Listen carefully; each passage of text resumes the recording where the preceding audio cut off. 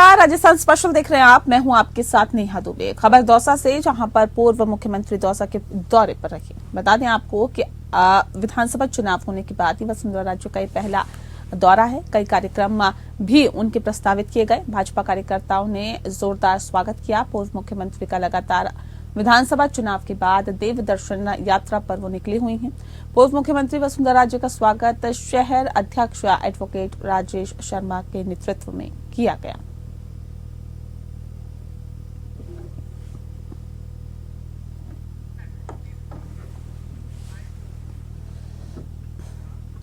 महरोड में पहुंचे चाकसू विधायक वेद प्रकाश सोलंकी ने कहा है कि मेन कोर्ट से स्टे मैंने ले लिया है और अभी सजा पर रोक लगा दी है।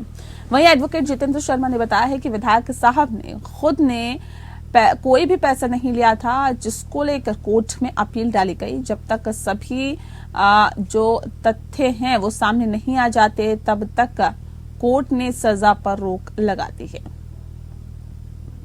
ये अपील करने से अभी ये भी जस्ट पता लगा है कि उसको जो कोर्ट ने आदेश दिया था, माननीय कोर्ट ने, उसके आदेश पे स्टे भी आ गया है और माननीय जी को अपील भी की है। हमने अपील भी लगाई है। जो सारे के सारे तथ्य हैं उन सबको पब्लिक के बीच में लाया जाएगा। माननीय न्यायालय के अपील न्यायालय के संज्ञान में भी लाया जाएगा। पहले उसमें साफ सफाई साक्ष्य पेश नहीं कर पाए थे क्योंकि मुझे समय नहीं मिल पाया था। इस वजह से कई चीजें हुई हैं। माननीय न्यायालय ने जो निर्णय दिया वो अच्छा दिया हुआ, लेकिन साक्ष्य सफाई जब होगी, अच्छी तरह से होगी, तो निर्णय अच्छा होगा। और कानून पे, सब चीज पे कानून पे भरोसा है।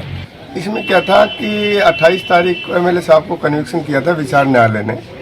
हम लोअर कोर्ट के समक्ष एविडेंस नहीं रख पाए इस तरह की कि ये फर्जी मतलब गलत रूप से चेक भर के जो है एमएलए साहब के नाम से लगाया है, जिसकी हमने तुरंत जो है कल 30 तारीख को अपील प्रस्तुत की और आज बाद सुनवाई जो है वो अपीलीय न्यायालय ने जो लोअर कोर्ट ने सजा की थी उसको अपील के निस्तारण तक स्थगित किया है, मतलब स्टे किया है। और अगली सुनवाई जो है वो 18 दिसंबर को तय की है। हमारे पास इस तरह की एविडेंस है, वो अपीलीय न्यायालय में पेश करेंगे और हमें विश्वास है एविडेंस के आधार पे हमको अल्टीमेटली विजय श्री प्राप्त होगी और न्याय रोशन होगा।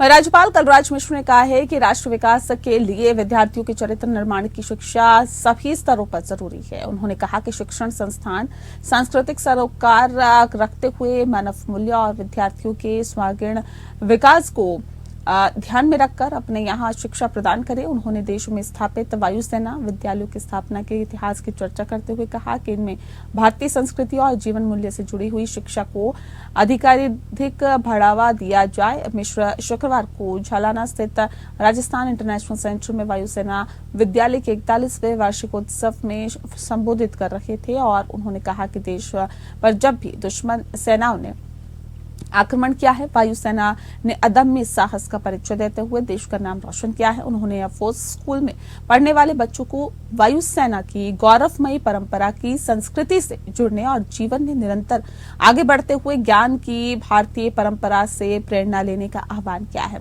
उन्होंने कहा कि ये स्कूल प्रारंभ हुए तब इन्हें एयरफोर्स सेंट्रल स्कूल के नाम से जाना जाता था। इन विद्यालयों की स्थापना के पीछे मकसद था कि भारतीय वायुसेना में कार्य करने वाले कार्मिकों के बच्चों को बेहतर शिक्षा मिल सके।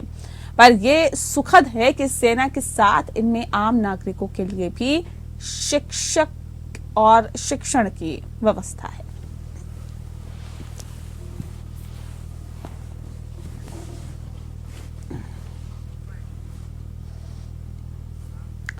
वहीं केंद्रीय मंत्री अनुराग ठाकुर ने दावा किया है कि राजस्थान में भारतीय जनता पार्टी की सरकार बनेगी। अजमेर में आयोजित एक कार्यक्रम में भाग लेने से पहले जयपुर एयरपोर्ट पहुंचे केंद्रीय मंत्री अनुराग ठाकुर ने पत्रकारों से बातचीत करते हुए कहा कि राजस्थान में कल विधानसभा चुनाव के नतीजे आने वाले हैं।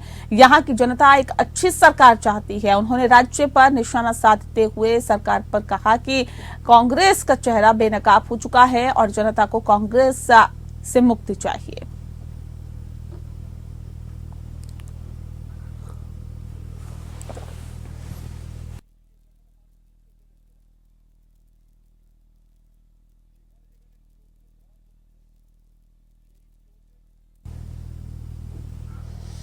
चिकित्सा एवं स्वास्थ्य विभाग के अतिरिक्त मुख्य सचिव शुभ्राज सिंह ने कहा है कि प्रदेश में नियमित टीकाकरण की दिशा में लक्ष्यों के अनुरूप बेहतर काम हुआ है। भावी पीढ़ी की स्वास्थ्य सुरक्षा की दृष्टि से हमारा लक्ष्य है कि प्रदेश में 100% टीकाकरण सुनिश्चित हो, एक भी बच्चा नियमित टीकाकरण से नहीं छूटे।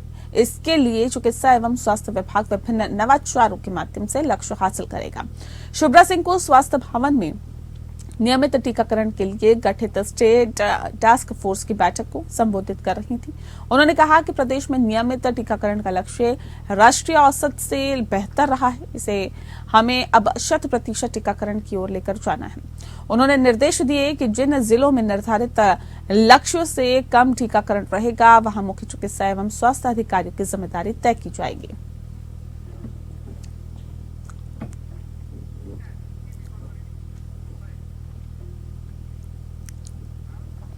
अजमेर में भीषण सड़क हादसा, स्कूल की बाल वाहिनी बस और प्राइवेट बस के बीच जबरदस्त भिड़ंत हुई। स्कूली बच्चे भरे हुए थे, 40 बच्चे सब के सब घायल हो गए हैं, जबकि प्राइवेट बस में भी भरे हुए थे यात्री। शनिवार सुबह जबरदस्त कोहरे की वजह से विजिबिलिटी 0% थी, जिसके चलते दोनों बसों के ड्राइवर गुमराह हो गए और आमने सामने से ही भिड़ंत हो गई। 3 से 4 लोगों की मौत की सूचना है। सभी घायलों को लाया गया है जवाहरलाल नेहरू अस्पताल। कुछ घायलों को पहुंचाया गया है क्षेत्रपाल अस्पताल। जवाहरलाल नेहरू अस्पताल में चिकित्सकों और नर्सिंग स्टाफ ने मोर्चा संभाला और अब तक 11 घायलों को लाया जा चुका है जवाहरलाल नेहरू अस्पताल। जिम 6 स्कूलों के बच्चे हैं।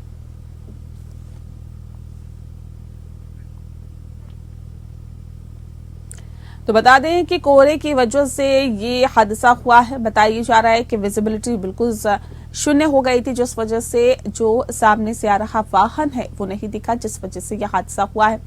बताया जा रहा है कि अजमेर का ये पूरा मामला है जहां पर भीषण सड़क हादसा हुआ। हालांकि जो आसपास लोग रहते थे उन लोगों ने तत्काल मदद की और उसके बाद घायलों को सरकारी अस्पताल में भर्ती कराया गया। कुछ घायलों को पास के नजदीकी हॉस्पिटल में भर्ती कराया गया है और बताया जा रहा है कि कुछ लोगों की मौत भी हुई है। हालांकि बच्चे जो थे इसमें सभी घायल बताए जा रहे हैं। हादसा बेहद भीषण था, लेकिन गनीमत ये रही कि बहुत ज्यादा जान का नुकसान इसमें नहीं हुआ है, लेकिन घायल की संख्या जो है वो ज्यादा है। राजस्थान के मुख्यमंत्री अशोक गहलोत के साथ नेताओं ने चुनाव के बाद सुकून के पल में चाय पे चर्चा की और आशीर्वाद लिया। राजस्थान विधानसभा के अध्यक्ष आदरणीय सीपी जोशी जी और सम्मानित नेता भी वहां पर उपस्थित रहे। जयपुर राजस्थान में चुनाव के बाद चाय पर चर्चा, कांग्रेस नेताओं के साथ सीएम ने की चर्चा।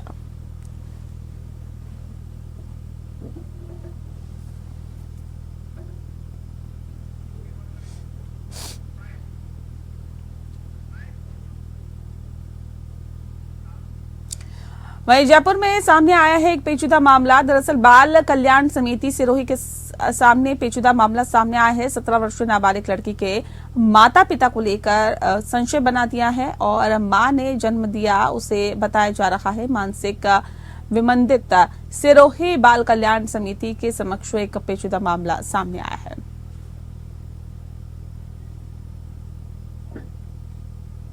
बच्चे के हित में देखते हुए बच्ची क्या चाहती है, बच्चे के हित में क्या है, वो कहाँ रहना चाहेगी, उसके बाद ही हम लोग पूरी कार्रवाई होने के बाद में पूरी कमेटी बैठेगी, कमेटी की कार्रवाई होने के बाद ही हम लोग उसका निर्णय कर पाएंगे। मैम, एक बच्ची जो होती है 1.5 साल की बच्ची होती है, उसको कोई और उठा के लेकर चला जाता है और किसी तीसरे को सौंप देता है और उसके बाद में वो बच्ची 10-12 साल या 15 साल और 17 साल तक जब भी वो किसी के पास में रहती है तो स्वाभाविक है कि वो कहेगी कि मेरे को उसके साथ में जाना है। लेकिन क्या ये उचित है आपके हिसाब से? अब उचित नहीं उचित तो मैं इसके बारे में नहीं कह सकती, लेकिन हम उसके बच्चे के हित के बारे में सोच सकते हैं। मैम, आपको लगता है ये धर्मांतरण का मामला है, एक बड़ा रैकेट है? मैं इस मामले में नहीं कह पाऊंगी क्योंकि रैकेट है या नहीं है, ये इसके मामले में मैं मुझे जानकारी नहीं। मेरा काम है बच्चों का हित क्या है उसके बारे में जानकारी।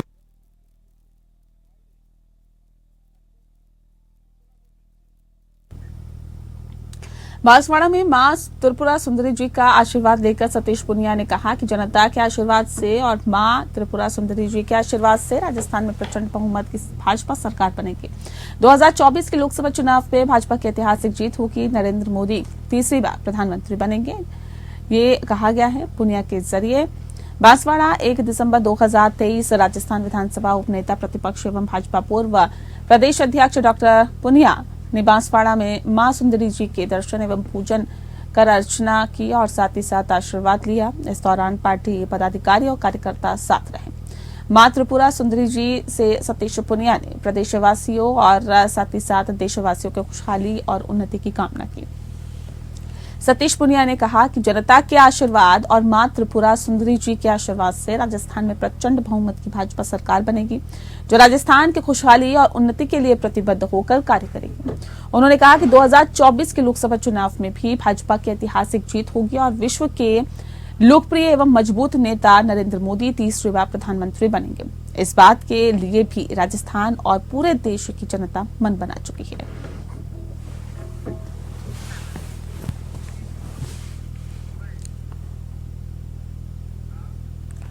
विधानसभा चुनाव के तहत 26 नहीं बल्कि 25 नवंबर को शांतिपूर्ण एवं सफल मतदान के बाद अब बताई जा रहा है 3 दिसंबर यानी कल सुबह 8 बजे से JLN मार्ग स्थित Rajasthan college of commerce college में जयपुर जिले की 19 विधानसभा सीटों के लिए मतगणना प्रक्रिया शुरू होगी। जिला निर्वाचन अधिकारी प्रकाश राजपुरोहित ने बताया है कि मतगणना की आवश्यकता व्यवस्थाएं जो हैं एवं इंतजाम सुनिश्चित किए गई। बता दें आपको कि जयपुर जिले के 19 विधानसभा क्षेत्रों के लिए 233 टेबल पर 398 राउंड में 4691 ईवीएम एवं 96 टेबल पर डाक मतपत्र एवं ETBS से मतगणना होगी।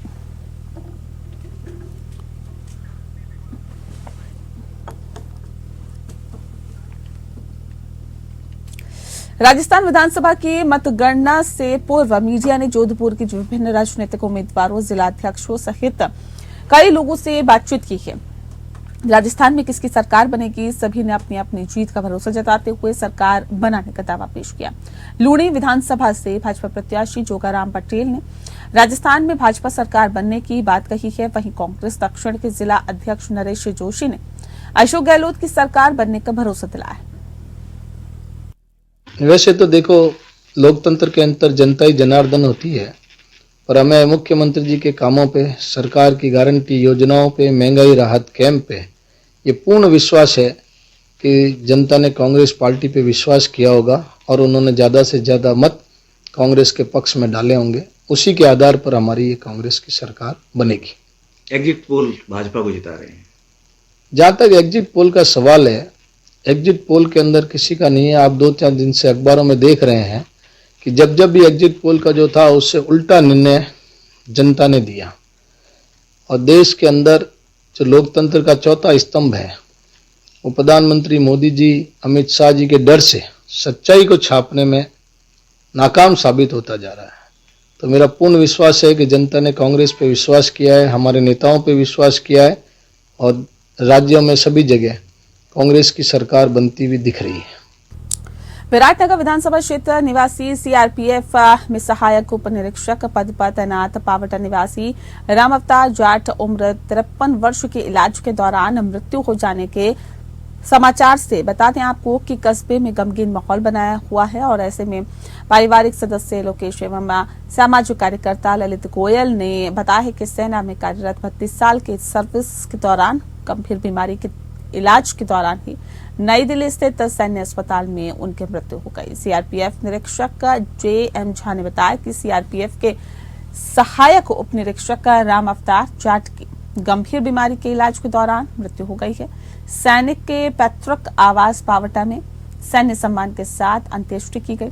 सीआरपीएफ के सहायक उप निरीक्षक राम अवतार जाट के परिवार में पत्नी और 4 बच्चियों सहित एक लड़का है।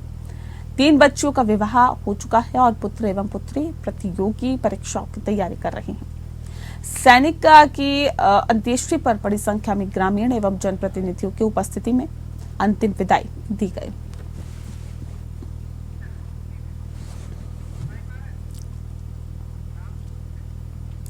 सरदार शहर डूंगरपुर गांव के रोड पर बता दें आपको भीषण सड़क दुर्घटना, शादी में जा रहे 4 लोगों की मौत हो गई। सरदार शहर से डूंगरपुर जाने वाले रोड पर भीषण सड़क हादसा हुआ है। दुर्घटना में शादी में 4 लोगों की मौत हो गई और 8 लोग घायल हो गए हैं, जिसके बाद शादी की खुशियां अचानक ही मातम में बदल गई। पुलिस सूत्रों के अनुसार बताया जा रहा है कि सरदार शहर थाना क्षेत्र के बीकानेर रोड पर आसासर कुंडिया के पास डूंगरगढ़ की ओर से बंधनाऊ आ रही एक स्विफ्ट कार की अज्ञात वाहन से जबरदस्त भिड़ंत हो गई और हादसे में 3 बच्चों और एक युवक सहित 4 लोगों की मौत हो गई है। कार में 3 महिलाओं, 8 बच्चे और एक युवक सहित कुल 12 लोग सवार थे। सरदार शहर थाना अधिकारी मदन लाल बिश्नोई ने बताया है कि कार डूंगरगढ़ से बंधनाऊ की ओर आ रही थी। आडसर से निकलते ही सरदार शहर की सीमा के अंदर बीकानेर रोड आसासर कुंडिया के पास हादसा हुआ। सूचना के बाद मौके पर पहुंचकर घायलों को पहले डूंगरगढ़ अस्पताल ले जाया गया, जहां डॉक्टर्स ने 3 बच्चों को मृत घोषित कर दिया। वहीं 9 घायलों को पीबीएम अस्पताल बीकानेर रेफर कर दिया।